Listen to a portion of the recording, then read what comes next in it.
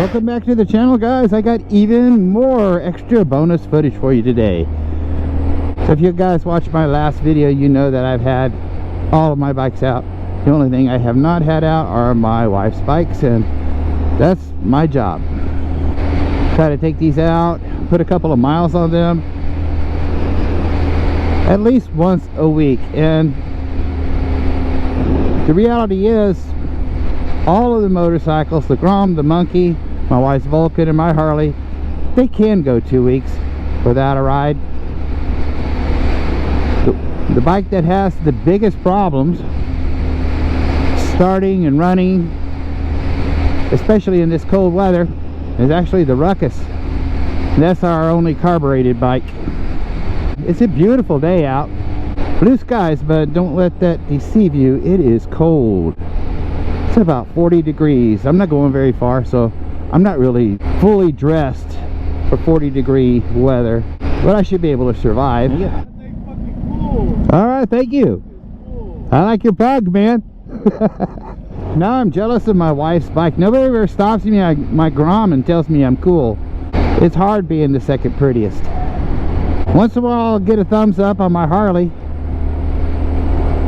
Several times I get it on the Ruckus. Almost every time I'm out on my wife's Monkey, somebody will stop if they can, pull right up to me and go, "That's freaking cool, dude." And it is. It's comfortable too. Man, I love this seat.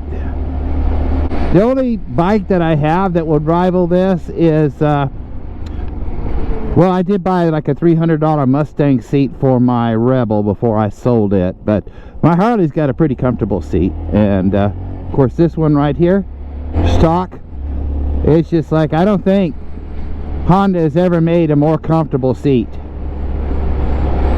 No upgrade ever required for this. Unlike the Rebel, that seat is supposed to be replaced if you're going to ride it for any more than an hour anyway. So I had a subscriber, tune into me, chastising me for actually using one hand when I'm doing my camera, and he was right. I mean, there is no doubt. I'm not calling him out or anything like that. I mean, motovlogging in itself is stupid if you don't. It can be if you don't pay attention. But one of the things that it highlighted to me, the fact when I was trying to do the one-handed camera work, was that I'm pretty good with my friction zone control when I'm doing like U-turns and stuff like that. And because I've been concentrating on that, I have not been working on my right hand, my throttle control, because I should be able, to get going at a good speed and have one hand, not because I'm holding the camera, all right, but because I should know how to control both the friction zone and throttle control. And it's good practice. And I realize that you guys think I'm old and brittle, and you got one of those right, but I'm not brittle. So my wife's bike actually, and it's weird because we got the same engine and everything, but her throttle is actually easier to control with one hand than my Grom is. I have no idea why. It might be just an individual factory setting, a luck of the draw. If I was really good without using the clutch, I should be able to do the figure 8, which I can't do. I should practice doing it. It's painful after a while. So this would wear on you. It's already wearing on me. I guess that's just more evidence that I'm old. So this is the easiest. I would say my Harley actually is the next easiest to control with one hand, even though it tends to lope. I don't know if it's because, I got a second hand. I don't know if somebody put a aftermarket cam in there or not. Nobody knows. If you're going fast enough and you're in second gear, then you can kind of control it.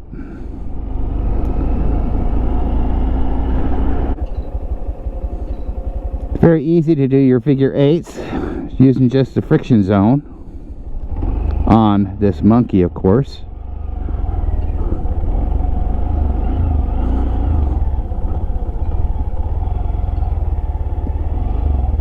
Get back there to the middle. Oh well. I do need to take this monkey moto camping.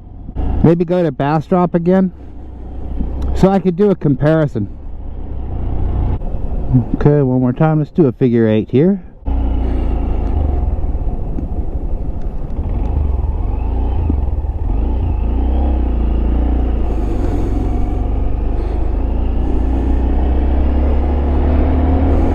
Alright, it's time for me to take my wife's Vulcan out. I know a lot of you guys are going to bug out of this video, but if you're a new rider, you're looking for your very first bike, you should hang around. So this bike has a heel toe shifter. I don't use it when I'm riding, but you want to put it in neutral, that's perfect. I love that for neutral. You can see, hit it first time. So if you're on this bike, no one's going to pull up to you and say, cool bike. Probably not. It hasn't happened yet anyway. But believe me, this is actually a very cool bike. I thought it would warm up, but it didn't. It's still cold. This bike is very forgiving on the throttle. And here I am with one hand, very easy, trying to work on the throttle control here.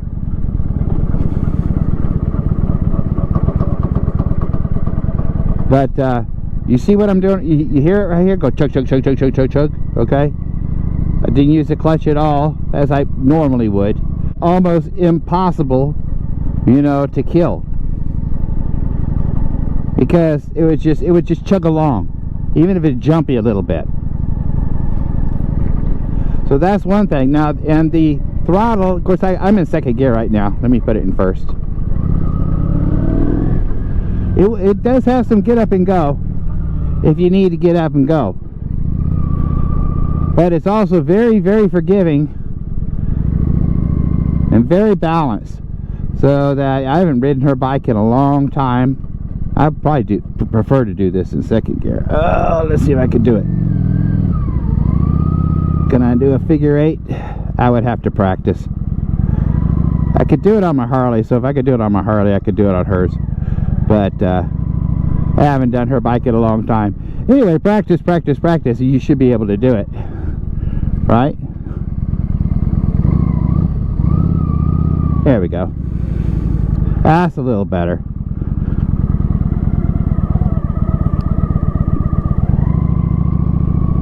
You can see I haven't practiced on this bike. And granted, people like Motojitsu, he says bike doesn't matter, and he's right. He's a better rider, of course. It's his job. This is not my job. But I always like to be better on bikes, and you should too. But as a first bike, I just wanted to maybe put this out for you, a Vulcan 900. Okay, I got it in neutral. Very, very, very light, very easy to hold up, very well balanced, very low center of gravity. If you drop it, which has happened on this bike, if you get the model that comes with the engine guards right here, it doesn't really go over so far that it's hard to pick up. So I just wanted to put this bike out as an option for you guys when you're thinking about getting a new bike, or maybe upgrading. If you're, a lot of people might be riding scooters on this channel. I'd like to get my first bike. This will go on the highway. It'll cruise at, you know, 70 miles an hour, 75, and you can very easily have this as your motorcycle, your very first motorcycle. And it's extremely maneuverable. Extremely maneuverable.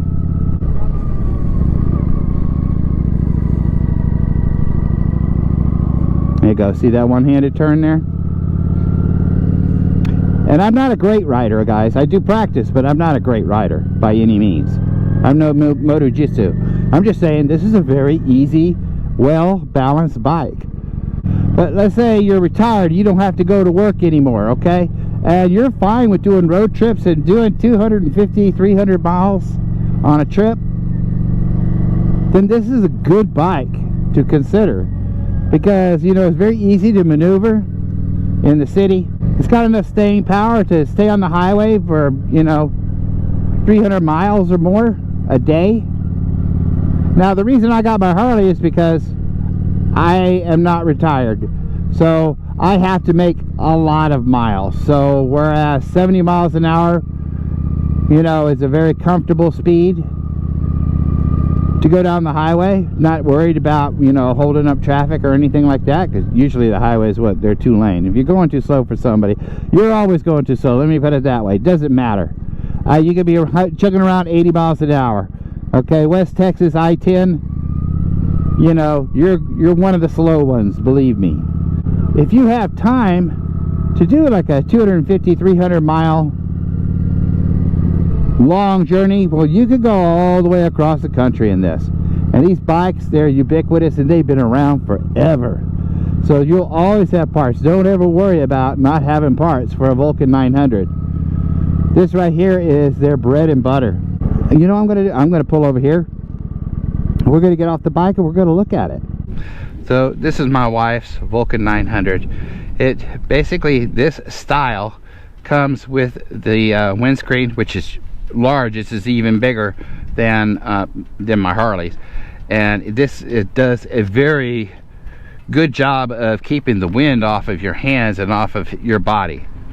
The only thing I don't like personally is this is a very tall windscreen, and I don't really like looking through the screen. I like looking over. If you keep it clean, it's okay. That's the only shortcoming that I see on the windscreen. It comes with the saddlebags.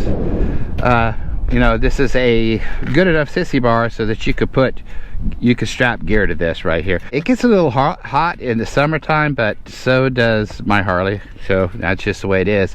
But this is liquid cooled, so you know it's not going to hurt if you have to sit at lights for a long time in like traffic. That's pretty much about it. Does it just do a good yeoman's job of, you know, getting down the road on 2 wheels? Yes. And it's got the spoke wheels, of course. As for me, my next bike, my retirement bike, let's call it that, will probably be a Vulcan 900. But we've done 180 miles on trips together, which is our longest trip, and she just loves this. She loves her bike. She's very comfortable on it, doesn't get sore. The seat is very good. But all right, that's it. I'm gonna take this back to the house, go back to work. Make sure you guys like and subscribe if you like this video, and subscribe to my philosophy. There, bye.